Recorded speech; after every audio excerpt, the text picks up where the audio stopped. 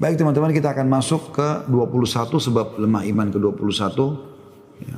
Lemahnya hubungan antara para penuntut ilmu dengan para ulama.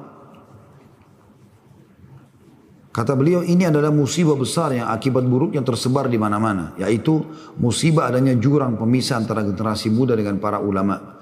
Antara para penuntut ilmu dengan para tokoh ulama besar. Yang ada hanyalah mencela, mengkritik, mengungkap kesalahan orang lain. Ini yang terjadi di alam penuntut ilmu biasa. Baru belajar kemarin dan dia belajar dari seseorang. Begitu dia temukan ada guru yang dianggap lebih hebat atau misalnya dia menganggap dirinya sudah cukup ilmunya, dia langsung mencari kesalahan guru yang pertama. Seakan-akan tidak ada jasa dalam hidupnya. La haula wa la quwata illa billah. Padahal dia lupa. Sabda Nabi SAW, kullu ibnu Adam khatta'un khairu khatta'in tawwabun. Semua anak Adam pasti buat salah. Tapi sebaik-baik mereka justru yang bertaubat. Orang bisa buat salah. Para ulama-ulama juga banyak yang bersalah.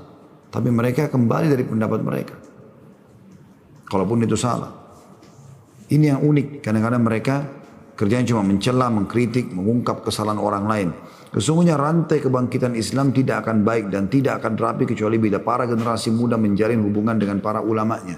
Mendekati mereka, mengambil pelajaran dari pengalaman panjang mereka, karena mereka telah menyelami dunia ilmu dan permasalahannya. Mereka telah mengetahui rahasia-rahasia hati dan cara penanggulangannya. Subhanallah, saya kadang-kadang sedih kalau melihat medsos kita di Indonesia. Ini sering saya bahasakan ya. Jadi bagaimana medsos dakwah itu sedikit sekali viewernya, sedikit yang nonton gitu kan, sekian orang. Sementara acara kadang-kadang kosong, tidak berisi sesuatu yang berbau ilmu kah, manfaat apakah gitu. Itu luar biasa ramai. Ya. La haula wa la quwata illa billah. Jadi ada jarak antara generasi muda Islam dengan para ulama-ulama mereka. Jika para penuntut ilmu jauh dari guru mereka, lalu dari mana mereka mendapatkan ilmu? Dari mana mereka mendidik diri? Dari mana mereka mengetahui aib-aib dan kekurangan mereka sendiri? Dari mana bisa mereka mengenal Tuhannya? Dari mana bisa mereka meyakini keberadaan malaikat?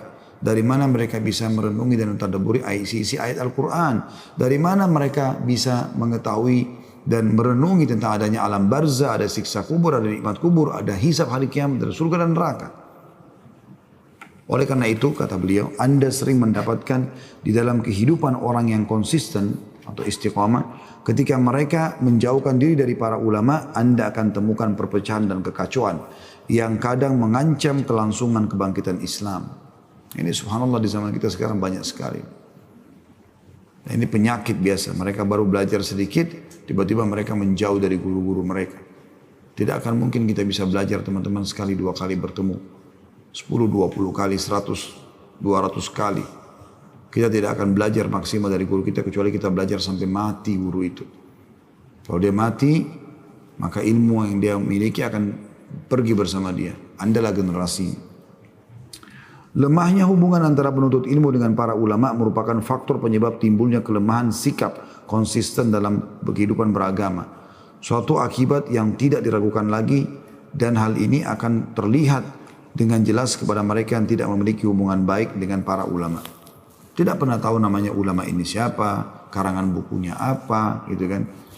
Tidak pernah sama sekali coba mengunjungi mereka, atau minimal rutin mengikuti nasihat-nasihatnya dan menyebarluaskan fatwa-fatwanya misal. Padahal termasuk keselamatan dalam mitologi belajar adalah belajar langsung kepada ulama. Sebab para ulama itu bagaikan bintang di langit yang dapat menjadi petunjuk. Mereka adalah hiasan bumi dan pewaris para nabi.